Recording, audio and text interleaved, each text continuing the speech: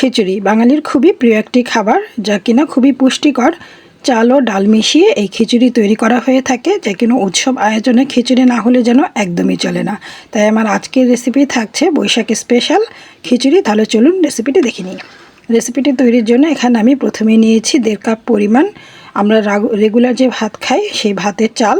এরপর নিয়েছি 1/2 কাপ পরিমাণ মসুর ডাল আর 1/2 কাপ পরিমাণ মুগ ডাল। আর মুগ ডালটা কিন্তু হালকা ভেজে তারপর এখানে ব্যবহার করেছি। এবারে এই ডাল এবং চালটা একসাথে মিশিয়ে নিয়ে এটাকে খুব ভালো করে ধুয়ে নিতে হবে 3 থেকে 4 বার পানি পাল্টে পাল্টে। যতক্ষণ না পানিটা পরিষ্কার হয়ে যায় ততক্ষণ এটা ধুয়ে এক সাইডে রেখে দিচ্ছি। আর এখানে নিয়েছি আমি একটি বড় সাইজের আলু, বেশ কিছুটা মিষ্টি কুমড়া, 1/2 কাপ পরিমাণ মটরশুঁটি আর একটি গাজর মোটা করে কেটে নিয়েছি, সেটা এক সাইডে রেখে দিচ্ছি। এবারে রান্নায় চলে যাচ্ছি। রান্নার জন্য একটি প্যানে প্রথমে দিচ্ছি 1/2 কাপ পরিমাণ রান্নার রেগুলার তেল। এরপর দিয়ে দিলাম বড় সাইজের 2টো পেঁয়াজ কুচি। এবারে এই পেঁয়াজটাকে সুন্দর একটা ব্রাউন কালার আসার আগ পর্যন্ত ভেজে নিতে হবে। এরই মাঝখানে এর মধ্যে দিচ্ছি 2 থেকে 3টার মতো শুকনো মরিচ, 2টো তেজপাতা, 2 টুকরো দারচিনি আর 2টো সবুজ এলাচ। এবারে সব কিছু একসাথে ভালো করে ভেজে নেব। আর যখনই পেঁয়াজটা সুন্দর একটা ব্রাউন কালার চলে আসবে তখন এর মধ্যে অ্যাড করে দিচ্ছি 1 চা চামচ আদা রসুন একসাথে পেস্ট করা, সেটা ব্যবহার করছি। আদা রসুন পেস্টটা দিয়ে এবার এই আদা রসুনটাকে জাস্ট কয়েক সেকেন্ডের মতো একটু ভেজে নিব তেলের মধ্যে। এতে করে আদা রসুনের যে কাঁচা স্মেলটা থাকে সেটা চলে যাবে আর চমৎকার একটা ফ্লেভারও পাওয়া যাবে। আদা রসুনটা ভাজা হয়ে গেলে এরপর এখানে অ্যাড করে দিব বাকি মশলাগুলো। এখানে নিয়েছি 1/2 চা চামচ হলুদ গুঁড়া, 1/2 চা চামচ লাল মরিচের গুঁড়া আর 1/2 চা চামচের থেকে একটু বেশি ধনিয়ার গুঁড়া। আরও দিয়েছি স্বাদ অনুযায়ী লবণ। এবারে এই মশলাটা তেলের মধ্যে কিছুক্ষণ ভেজে নেব, এতে করে মশলার কাঁচা স্মেলটা চলে যাবে। এরপর এর মধ্যে কিছুটা পানি অ্যাড করে দেব যাতে মশলাটা পুড়ে না যায় আর মশলাটা খুব সুন্দরভাবে কষানো হয়ে যায়। মশলার মিশ্রণটা যদি মশলার পরিমাণটা যদি ঠিকঠাক মতো হয় এই মশলার রঙটা কিন্তু অনেক চমৎকার হবে। দেখতেই পাচ্ছেন চমৎকার একটা কালার কিন্তু মশলায় চলে এসেছে আর সুন্দরভাবে মশলাটা কষানো হয়ে গিয়েছে।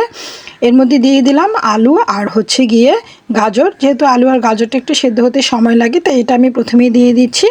এবারে আলু আর গাজরটাকে খুব ভালো করে মশলার সাথে মিক্সড করে নিচ্ছি।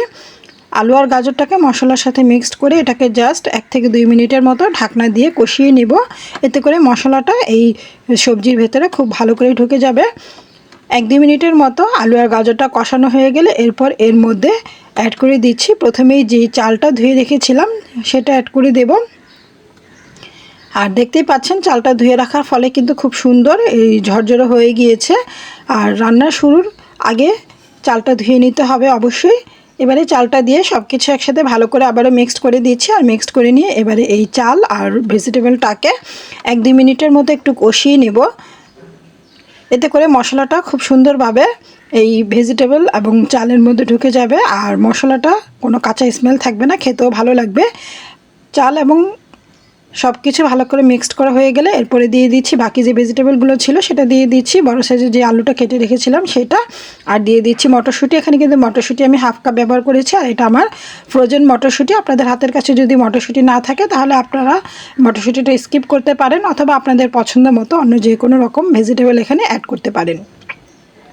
এবারে সব কিছু দিয়ে আবারও 1-2 মিনিটের মতো একটু কষিয়ে নিলাম। আর কষিয়ে নেওয়া হয়ে গেলে এরপর দিয়ে দিচ্ছি এখানে পর্যাপ্ত পরিমাণে পানি। এখানে আমি 1.5 কাপ চাল নিয়েছি আর 1 কাপ হচ্ছে ডাল, 1/2 কাপ পরিমাণ 1 কাপ ডাল, 2 রকম ডাল ব্যবহার করেছি। টোটাল এখানে 2.5 কাপ চাল এবং ডাল আছে, তার জন্য আমি এখানে 6 কাপ পরিমাণ পানি ব্যবহার করব। খিচুড়িটা যেহেতু আমি ভুনা খিচুড়ি করব না, কিছুটা মাখা মাখা খিচুড়ি করব, তাই এখানে 2.5 কাপ চালের জন্য 5 কাপ পানির পরিবর্তে আমি এখানে 6 কাপ পানি ব্যবহার করছি। আর পানিটা দিয়ে এটাকে ঢেকে দিচ্ছি আর ঢেকে দিয়ে অপেক্ষা করব খুব ভালো করে ফুটে ওঠার আগ পর্যন্ত। আর যখন এটা খুব সুন্দর করে ফুটে উঠবে তখন এর মধ্যে দিয়ে দিচ্ছি একটি বড় সাইজের টমেটো। আমাদের দেশি যে টক টমেটোটা আছে সেটা ব্যবহার করার চেষ্টা করবেন, এতে করে খিচুড়ির স্বাদটা ভালো পাওয়া যাবে। টমেটোটা দিয়ে আবারও সব কিছু একসাথে খুব ভালো করে মিক্সড করে দিচ্ছি। আর দেখতেই পাচ্ছেন খিচুড়ির রঙটা কিন্তু মাশাআল্লাহ খুব চমৎকার হয়েছে। এবার এটাকে আবারও ঢেকে দিচ্ছি আর ঢেকে দিয়ে খুব সুন্দর করে সব কিছু সেদ্ধ হওয়ার আগ পর্যন্ত রান্না করে নিচ্ছি। প্রায় 20 মিনিটের মতো আমি এটাকে রান্না করে নিয়েছি। আর দেখতেই পাচ্ছেন ঠিক এই পর্যায়ে কিন্তু আমার খিচুড়িটা খুব সুন্দরভাবে সব কিছু সেদ্ধ হয়ে গিয়েছে। আর ভেজিটেবলটা কিন্তু একদম গলে যায়নি, একটু বড় বড় করে কেটেছি সেজন্য কিন্তু এটা গলে যায়নি। ছোট করে কাটা যাবে না, একটু বড় করে কাটতে হবে। এবারে দিয়ে দিলাম বেশ কিছুটা ধনিয়া পাতা কুচি। আর সব কিছু যেহেতু সেদ্ধ হয়ে গিয়েছে, এখন কিন্তু আর রান্না করার কিছুই নেই। এখন জাস্ট এটাকে দমে রাখতে হবে। সেজন্য বেশ কিছুটা ধনিয়া পাতা কুচি, কাঁচামরিচ আর 2-4 চামচ ঘি দিয়ে দিলাম। আর দিয়ে দিলাম কিছুটা পেঁয়াজ বেরেস্তা। এবার এটাকে ঢেকে দিয়ে প্রায় 8 থেকে 10 মিনিটের মতো দমে রাখলেই কিন্তু খিচুড়িটা একদম তৈরি। আর চমৎকার একটা ফ্লেভার পাচ্ছি, কি বলবো। এই খিচুড়িটা এতটাই মজা হয়েছিল যে অসম্ভব রকমের মজা। আপনারা চাইলে এই খিচুড়িটা বৈশাখী স্পেশাল খিচুড়ি হিসেবে রান্না করতে পারেন। আমি তো অবশ্যই আবারও খিচুড়িটা বৈশাখে রান্না করব। আর দেখতেই পাচ্ছেন দেখতে কতটা লোভনীয় লাগছে। যে কোনো রকমের মাছ কিংবা মাংস ছাড়াই আজকে এই খিচুড়িটা আমি পরিবেশন করেছি। আর খিচুড়িটা আমি পরিবেশন করেছি বেগুন ভাজা, ধনিয়া পাতা ভর্তা আর হচ্ছে আচার দিয়ে। আপনারা আপনাদের পছন্দ মতো যে কোনো কিছু দিয়ে খিচুড়িটা পরিবেশন করতে পারেন। খিচুড়ি যেহেতু সহজে হজমযোগ্য, শরীরে টক্সিন দূর করে, তাই চাইলে এই বৈশাখে এই খিচুড়িটা রান্না করতে পারেন। ভীষণ ভীষণ মজার হয়। আশা করছি আপনাদেরও ভালো লাগবে, একবার অবশ্যই ট্রাই করবেন। আর দেখতেই পাচ্ছেন খিচুড়ির প্লেটারটা কতটা লোভনীয় লাগছে। খুব সহজ আর সিম্পল একটি রেসিপি, কিন্তু খেতে কিন্তু অসম্ভব মজাদার আর পুষ্টিকর। বাচ্চা থেকে বড় সকলে ভীষণই পছন্দ করবে। আমি তো গরম গরম খেয়ে নিচ্ছি। আশা করছি সবাই ট্রাই করবেন। আর রেসিপি ভালো লাগলে চ্যানেলটি সাবস্ক্রাইব করার অনুরোধ রইল। সবাইকে ধন্যবাদ জানিয়ে আজকের মতো এখানেই বিদায় নিচ্ছি। সবাই ভালো থাকুন, সুস্থ থাকুন। আল্লাহ হাফিজ।